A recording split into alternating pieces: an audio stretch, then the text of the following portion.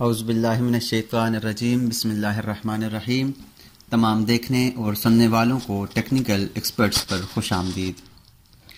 Dear friends, आज की इस क्लास में हम एडिटिंग के कुछ और टूल्स पढ़ेंगे, जिसमें एक हमारे पास है इम्प्रिंट, उसके बाद हमारे पास है क्लीन, सेपरेट, शेल और चेक। ये हम यहाँ से शॉर्टकट भी ले सकते हैं और इसके अलावा अगर मॉडिफाई में जाएं और मॉडिफाई में जाकर सॉलिड एडिटिंग के ऊपर जाएं तो ये है clean, separate, shell and check और एक इम्प्रिंट ये पड़ा हुआ है। तो हम इनको कैसे इस्तेमाल करते हैं और ये किस तरह से हम इसको यूज़ करते हैं, उसके लिए अपनी क्लास का आगाज़ करते हैं। लेकिन आगाज़ करने से पहले आपसे हमेशा की तरह एक रिक्वेस्ट है कि अगर आपने हमारे चैनल पर पहली बार विजिट किया है तो काइंडली हमारे इस चैनल को ज़रूर सब्सक्राइब कीजिएगा ताकि हमारी हौसला अफजाई होती रहे।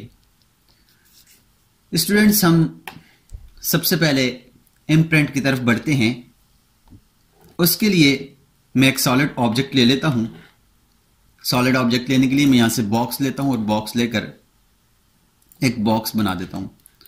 अब स्टूडेंट, हमारे पास ये इम्प्रिंट क्या होता है कि अगर हमारे पास किसी सॉलिड ऑब्जेक्ट के ऊपर हमने कोई दायरा लगाया है, कोई रेक्टेंगल बनाया या कोई भी हमने चीज इसके ऊपर बनाई है और हम चाहते हैं कि वो उसके ऊपर इम्प्रिंट हो जाए, या हमने इसके ऊपर कोई एक सॉलिड ऑब्जेक्ट इसके ऊपर है, इसके अंदर कोई बना हुआ है। मिसाल के तौर पर मैं यहां से एक सर्कल लेता हूं और सर्कल लेने के बाद इसके ऊपर मैं यहां पर एक सर्कल बना लेता हूं और इस सर्कल को अगर मैं एक्सट्रूड करूं तब भी और अगर एक्सट्रूड ना करूं तब भी मैं इसको करता हूं, दोबारा से मैं इसको एक्सट्रूड करता हूं। एक्सट्रूड करने के बाद राइट बटन और इसको मैं यहां पे एक ऑब्जेक्ट बना लेता हूं। अब स्टूडेंट्स, अगर मैं चाहूं कि हमारे पास ये ऑब्जेक्ट इसके ऊपर, ये जितना सर्कल है ये इसके ऊपर प्रिंट हो जाए, इसका नक्शा इसके ऊपर छोड़ दे, तो उसके लिए हम इम्प्रिंट की कमांड यूज करते हैं। किस तरह से देखें, हमारे पास ये एक सॉलिड ऑब्जेक्ट है और उसके ऊपर मैंने एक सर्कल बनाकर उसको एक्सट्रूड किया। ये सर्कल आप सिर्फ सर्कल भी बना सकते हैं, लाजमी नहीं है कि हमारे पास एक्सट्रूड ही हो। उसके लिए मैं इम्प्रिंट की कमांड लेता हूं। इम्प्रिंट की कमांड लेने के लिए मैं यहां से इम्प्रिंट लूंगा और उसके बाद कहता है select 3D solid object. 3D solid object को सिलेक्ट किया। अब कहता है select an object to imprint, उस ऑब्जेक्ट को सिलेक्ट करें। मैंने इस ऑब्जेक्ट को सिलेक्ट किया। अब उसके बाद कहता है delete the source object or yes or no. अगर मैं यस करूं तो ये सोर्स ऑब्जेक्ट डिलीट हो जाएगा, अगर मैं नो करूं तो ये ऑब्जेक्ट डिलीट नहीं होगा। मैं इसको पहले यस करता हूं तो अब देखिए हमारे पास ये ऑब्जेक्ट तो सिलेक्ट हो गया है, लेकिन इसका ये देखें ये साइड पर भी और उस साइड पर भी इसका प्रिंट इसने छोड़ दिया है, इस साइड भी। और मैं अगर दूसरी साइड से आपको दिखाऊं तो ये देखें इसका दूसरी साइड पर भी उसने प्रिंट छोड़ दिया है। तो इम्प्रिंट की कमांड ये काम करती है। इसके अलावा मैं एक रेक्टेंगल बनाता हूं। रेक्टेंगल, इसके ऊपर REC लिखकर एंटर करता हूं, यहां पर एक रेक्टेंगल बना लेता हूं इस तरह से। मैं यहां पर इसके ऊपर इस तरह से एक रेक्टेंगल बना लेता हूं। REC लिखकर इसके टॉप पर यहां पर मैंने एक रेक्टेंगल बनाया। अब मैं इसको एक्सट्रूड नहीं करता, ऐसे ही इसको छोड़ता हूं। इम्प्रिंट की कमांड लेता हूं। इम्प्रिंट की कमांड लेने के बाद कह रहा है select a solid 3D object. Solid object को सिलेक्ट करें। अब कहता है select an object to imprint. अब उस ऑब्जेक्ट को सिलेक्ट करें। अब कहता है डिलीट द सोर्स ऑब्जेक्ट। अब मैं इसको करता हूं नो मैं करूंगा तो अब देखें आप कि हमारे पास ये ऑब्जेक्ट इसके ऊपर इम्प्रिंट हो चुका है। ये ऑब्जेक्ट अब वो 3D नहीं था, फिर भी इसके ऊपर इम्प्रिंट हो चुका है। तो इस तरह से हम इम्प्रिंट की कमांड को इस्तेमाल करते हैं। उसके बाद स्टूडेंट्स, हमारे पास जो अगली कमांड है वो है क्लीन की। क्लीन की कमांड हमारे पास इसी इम्प्रिंट ऑब्जेक्ट को क्लीन करती है, लेकिन ये कुछ वर्जन के अंदर ये क्लीन की कमांड काम करती है और कुछ वर्जन के अंदर नहीं करती। इसका काम यही है कि जो हम इम्प्रिंट लगाते हैं अपने किसी सॉलिड ऑब्जेक्ट के ऊपर, उस सॉलिड ऑब्जेक्ट के ऊपर लगे हुए इम्प्रिंट को ये क्लीन करके देती है। तो ये कुछ हमारे पास वर्जन के अंदर काम करती है और कुछ वर्जन के अंदर काम नहीं करती। तो इसके लिए मैं आपको इसका तरीका बता देता हूं। ये क्लीन की कमांड मैं यहां से लूंगा और कहता है सिलेक्ट अ सॉलिड ऑब्जेक्ट। मैं ऑब्जेक्ट को सिलेक्ट करूंगा सेलेक्ट करने के बाद एग्जिट कर दें और फिर एग्जिट कर दें। देखें इसके ऊपर कमांड तो एक्टिव हो गई, कमांड तो इसके ऊपर लग गई है, अप्लाई हो गई है, लेकिन उसने इम्प्रिंट इसके ऊपर से नहीं हटाया क्योंकि इस वर्जन के अंदर ये काम नहीं करती। कुछ वर्जन के अंदर ये काम करती है और कुछ वर्जन के अंदर ये काम नहीं करती। लेकिन इस क्लीन का काम यही है कि इम्प्रिंट जो होता है वो हमारे पास उसको क्लीन कर देती है। स्टूडेंट्स, उसके बाद जो हमारे पास अगली कमांड है वो है सेपरेट की। सेपरेट की कमांड के लिए मैं यहां पर एक सॉलिड ऑब्जेक्ट लेता हूं, यहां पर एक सॉलिड ऑब्जेक्ट ले लेता हूं। अब ये सॉलिड ऑब्जेक्ट मैंने लिया, एक हमारे पास ये सॉलिड ऑब्जेक्ट है और एक ये सॉलिड ऑब्जेक्ट है। इन दोनों को मैं यूनियन की कमांड के जरिए एक कर देता हूं। UNI लिखकर मैं एंटर करता हूं और इन दोनों ऑब्जेक्ट को सिलेक्ट करने के बाद राइट बटन क्लिक करता हूं तो अब देखिए हमारे पास ये दोनों ऑब्जेक्ट एक हो चुके हैं। अब इन दोनों ऑब्जेक्ट को अगर मैं अलग-अलग करना चाहूं तो उसके लिए सेपरेट की कमांड यूज होती है। मैं यहां से सेपरेट की कमांड लूंगा, सेपरेट की कमांड लेने के बाद इस ऑब्जेक्ट को सिलेक्ट करूंगा और सिलेक्ट करने के बाद एंटर दबाऊंगा और फिर एंटर दबाऊंगा तो आप देखिए हमारे पास ये ऑब्जेक्ट दोबारा से अलग-अलग हो चुके हैं। ये मैंने यूनियन के साथ एक किए थे और सेपरेट के साथ ये अब अलग-अलग हो चुके हैं। तो सेपरेट की कमांड हम इसलिए यूज करते हैं कि हम किसी ऑब्जेक्ट को अलग, जो यूनियन हुए हैं उन ऑब्जेक्ट सॉलिड ऑब्जेक्ट्स को अलग करें। उसके बाद स्टूडेंट्स हमारे पास जो अगली कमांड है वो शेल की कमांड है। शेल की कमांड क्या करती है कि हमें किसी ऑब्जेक्ट को अंदर से खाली करके देती है। किस तरह से? उसके लिए मैं शेल की कमांड के लिए शेल के ऊपर क्लिक करता हूं। अब नीचे कह रहा है सिलेक्ट द सॉलिड ऑब्जेक्ट, मैं ऑब्जेक्ट को सिलेक्ट करूंगा। सिलेक्ट करने के बाद आगे आ रहा है रिमूव फेस और undo add all. Remove face, किस फेस को आप रिमूव करना चाहते हैं? जिस फेस को रिमूव करना चाहते हैं उस फेस के ऊपर क्लिक करेंगे। ठीक है, क्लिक करने के बाद अब ये कहता है एक face found, one face remove.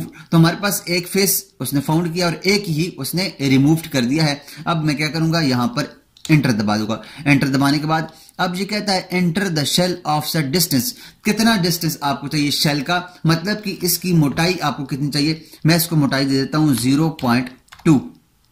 Enter करूंगा तो अब आप देखें स्टूडेंट्स, और एंटर करके एग्जिट करके इससे निकल जाएं तो अब देखिए हमारे पास ये अंदर से खाली हो गया है और इसकी जो 0.2 हमने मोटाई ली थी, वो डिस्टेंस जो लिया था वो 0.2 इसका डिस्टेंस इसने लेकर ये अंदर से खाली कर दिया है। मैं आपको यहां से ऑर्बिट लगाकर अंदर से दिखा देता हूं। ये देखें स्टूडेंट्स, हमारे पास ये अंदर से खाली हो गया है। तो इस तरह से हम किसी भी कमांड इस शेल की कमांड के जरिए किसी भी ऑब्जेक्ट को अंदर से खाली कर सकते हैं। उसके लिए मैं एक ले लेता हूं यहां पर एक मैं ले लेता हूं सर्कल लेता हूं और सर्कल लेने के बाद मैं यहां पर ले लेता हूं पॉली लाइन और एक पॉली लाइन लगाकर मैं इस तरह से एक लाइन लगा लेता हूं। ये हमारे पास पॉली लाइन है और अब मैं इसको स्विप की कमांड के जरिए इस ऑब्जेक्ट को स्विप कर लेता हूं और ये देखिए हमारे पास ये स्विप हो चुका है। ये हमारे पास एक पाइप की सूरत इख्तियार कर चुका है। इसके ऊपर अगर हम शेल की कमांड लगाएं तो किस तरह से लगेगी, चलें अपनी कमांड की तरफ बढ़ते हैं और ये देखते हैं। शेल की कमांड के लिए मैं यहां से शेल की कमांड लूंगा और सिलेक्ट 3D सॉलिड ऑब्जेक्ट करूंगा। अब कहता है रिमूव फेस, ये फेस मैंने रिमूव करना है और ये फेस मैंने रिमूव करना है, ये वाला फेस मैंने रिमूव करना है। तो दो फेस इसने यहां पर ले लिए। अब समझ मुझे नहीं कि एक है कि दो, चलें एक दफा फिर कर लेंगे। उसके बाद मैं एंटर दबाऊंगा और एंटर दबाने के बाद यहां से शेल की कमांड के लिए मैं 0.2 लेता हूं और एंटर करता हूं और उसके बाद एंटर करता हूं। एंटर करके से निकलता हूं। इसने कमांड्स दोबारा हमारे पास, मैंने 2 दफा इसके ऊपर क्लिक किया था तो वो रिमूव फिर दोबारा से खत्म हो गया था। मैं दोबारा से शेल की कमांड लेता हूं। शेल की कमांड लेने के बाद सॉलिड ऑब्जेक्ट को सिलेक्ट करता हूं। रिमूव फेस के लिए इसका ये फेस सिलेक्ट करता हूं और इसका ये फेस सिलेक्ट करता हूं। सिलेक्ट करने के बाद मैं एंटर दबाऊंगा और एंटर दबाने के बाद मैं 0.2 का एंटर देता हूं। तो अब आप देखें और एंटर दबाएं और एंटर दबाएं तो आप देखिए हमारे पास ये शेल की कमांड के जरिए ये अंदर से खाली हो गया और ये पाइप की एक शक्ल अख्तियार कर गई। ये देखें यहां से भी हमारे पास खाली हुआ है और यहां से भी ये खाली हो गया है। तो इस तरह से हम किसी भी ऑब्जेक्ट को शेल की कमांड के जरिए से अपने अंदर से खाली कर सकते हैं। अगर हम इसको और करें और ज्यादा इसकी जो डिस्टेंस है वो दें, तो उसके जरिए भी क्या होता है कि हम ज्यादा डिस्टेंस के जरिए इसको और मोटा कर सकते हैं, इसकी जो थिकनेस है उसको और ज्यादा मोटा कर सकते हैं। मैं इसको रिमूव करके वापस की तरफ जा रहा हूं, मैंने कंट्रोल Z दबाकर वापस आया हूं। अब मैं दोबारा से शेल की कमांड लेता हूं और शेल कमांड लेने के बाद ऑब्जेक्ट को सिलेक्ट करता हूं, उसके बाद ये फेस सिलेक्ट करता हूं और ये फेस सिलेक्ट करता हूं और उसके बाद एंटर दबाता हूं। अब मैं इसको डिस्टेंस दे देता हूं 0.5 और एंटर करता हूं और उसके बाद फिर एंटर करता हूं और फिर एंटर करता हूं। तो आप देखें हमारे पास अब इसका फेस थोड़ा सा मोटा हो गया, ये इसकी थिकनेस थोड़ी और मोटी होगी। जैसे हमारे पास इसकी थिकनेस कम थी और इसकी थिकनेस ज्यादा, क्योंकि हमने इसको 0.05 दिया है। तो इस तरह से हम शेल की कमांड को इस्तेमाल करते हैं। उसके बाद स्टूडेंट्स हमारे पास जो अगली कमांड है वो चेक की है। चेक की कमांड में हम क्या करते हैं, हम ये चेक करते हैं कि हमारे पास जो बना हुआ ऑब्जेक्ट है वो सॉलिड है कि नहीं। उसके लिए हम चेक की कमांड लेंगे और यहां से अब कहता है सिलेक्ट अ 3D सॉलिड ऑब्जेक्ट। मैं इसके ऊपर क्लिक करता हूं और एंटर दबाता हूं। तो अब देखिए हमारे पास ये कह रहा है सॉलिड ऑब्जेक्ट चेक्ड, मतलब कि एक सॉलिड ऑब्जेक्ट चेक्ड हुआ है। अगर हमारे पास ये ऑब्जेक्ट सॉलिड ना होता तो ये कहता कि ये ऑब्जेक्ट सॉलिड नहीं है, वो इसको लेता ही नहीं। देखें तो अब कहता है solid editing automatically checking solid object, solid जो चेक है वो 1 है, तो हमारे पास ये सॉलिड ऑब्जेक्ट है। अगर हमारे पास ये सॉलिड ऑब्जेक्ट ना होता तो ये इसको लेता ही नहीं। कैसे, मिसाल के तौर पर मैं यहां से एक रेक्टेंगल लेता हूं, रेक्टेंगल लेकर मैं यहां से रेक्टेंगल लगाया और इसके ऊपर मैं एक सरफेस लगाता हूं। यहां से मैं इसके ऊपर सरफेस लगाता हूं। सरफेस लगाने के लिए मैं ओ लेकर एंटर करता हूं, ऑब्जेक्ट को सिलेक्ट करता हूं और एंटर करता हूं, हमारे पास ये सरफेस लग गया। अब देखिए मैं जब इसको चेक करूंगा, चेक लेने के बाद मैं इसको सिलेक्ट करता हूं, तो अब ये क्या कहता है, A 3D solid must be selected, मतलब कि ये हमारे पास सॉलिड नहीं है। अगर ये सॉलिड होता तो इसको सिलेक्ट कर लेता। A 3D solid must be selected, मैं क्लिक करूंगा तो ये नहीं लेगा। अब इसके ऊपर क्लिक कर तो ये ऑब्जेक्ट सॉलिड था तो इसने ऑटोमेटिकली इसको ले लिया है। एंटर दबाएं तो अब आप देखें तो ये कह रहा है solid editing automatically checking solid checked 1। तो इस तरह से हम इनको कमांड को अपने 3D में, ऑटोकैड 3D में यूज कर सकते हैं। तो उम्मीद करता हूं आपको इसकी समझ आई होगी और इस नेक्स्ट क्लास में हम इंशाल्लाह पढ़ेंगे। ये हमारे पास आ गया है extrude face, move face, offset face, delete face, rotate face, taper face, इसके अलावा copy face, colour face, copy edge, colour edge. तो हम इंशाल्लाह इस नेक्स्ट क्लास में ये पढ़ेंगे। तो उम्मीद करते हैं आपको इस क्लास में समझ आई होगी। अगर समझ आई है तो काइंडली हमारे इस चैनल को भी सब्सक्राइब कीजिएगा और इसको अपने दोस्तों के साथ भी शेयर कीजिएगा। मिलते हैं नेक्स्ट क्लास में, तब तक अपना और अपने इर्द गिर्द के लोगों का ख्याल रखिएगा। अल्लाह नेहगबान।